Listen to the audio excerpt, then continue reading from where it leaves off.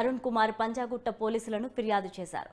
శుక్రవారం రాత్రి ఫిర్యాదు కాపీని పంజాగుట్ట సిఐ శోభన్కు అందించారు. రాష్ట్రంలో జరిగిన ఫోన్ ట్యాపింగ్ కేసులో మాజీ సీఎం కేసీఆర్ ప్రధాన నిందితుడని, ఆయన్ను ఏవన్గా చేర్చి కేసును దర్యాప్తు చేయాలని ఫిర్యాదు చేసినట్లు తెలిపారు.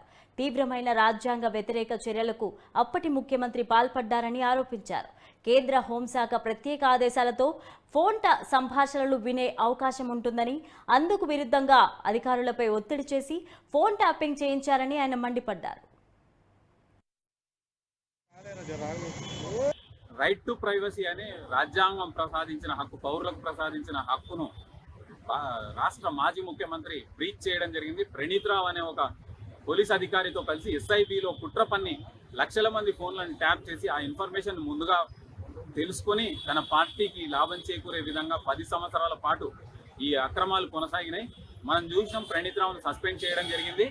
ఆయన 10ల సంఖ్యలో హార్డ్ డిస్క్లను ధ్వంసం చేయడం జరిగింది అక్రమంగా. ఆ విషయంలో తనను సస్పెండ్ కూడా చేయడం జరిగింది.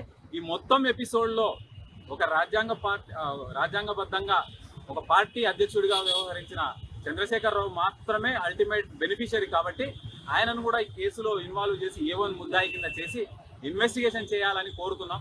ఎంతో మంది తెలంగాణ కొరకు అసూలు బాస్తే ఈ కుటుంబం మాత్రం బాగా బలిసిపోయింది, ఆస్తులు కూడా పెట్టింది. ప్రజల ఆశలను వమ్ము చేసే విధంగా కుట్రపూరితంగా వ్యవహరించి ప్రజల మాన ప్రాణాలను హరించే విధంగా దెబ్బతీసే విధంగా వ్యవహరించిన రాష్ట్ర మాజీ ముఖ్యమంత్రి మీద